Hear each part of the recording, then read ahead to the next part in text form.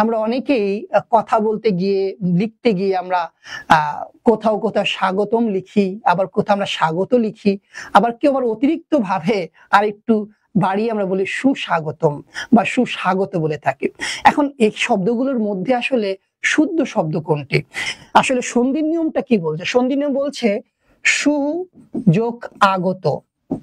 হ্যাঁ, সুযোগ আগত। সন্ধি নিয়মটা কি বলছে? যদি কোনো শব্দে আমরা যদি প্রথম অংশে যদি রস্যকার দেখতে পাই এবং এরপরে যদি এই রস্যকার অথবা দীর্ঘকার ছাড়া অন্য কোনো স্বরধ্বনি দেখতে পাই, তাহলে সেই রস্যকারের পরিবর্তে বফলা চলে আসবে। তাহলে দেখো এই যে রস্যকার, এই রস্যকারের জায়গায় আমরা কি করলাম? একটি বফলা নিয়ে আসলাম। এই আটা হয়ে গেল আকার, আর গত যা আছে তাই বসে গেল। তাহলে স্বাগত শব্দটি আমরা দেখলাম ব্যাকরণগতভাবে নির্ভুল।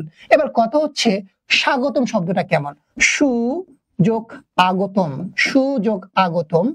এই শব্দটি দেখো, এই সু আমি লিখলাম, হ্যাঁ, স্বাগতম অর্থে আমি লিখলাম, এই বটা চলে আসলো এটার পরিবর্তে, কিন্তু আগতম অর্থ আসলে কি? আগতম শব্দের কোনো অর্থ কিন্তু আমার জানা নেই, তোমাদের জানা থাকলে তোমরা জানাতে পারো।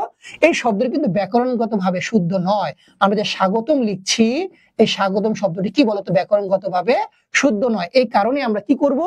কেবলই স্বাগত শব্দটা ব্যবহার করব, স্বাগতম নয়, বা সুস্বাগতম তা আরো নয়।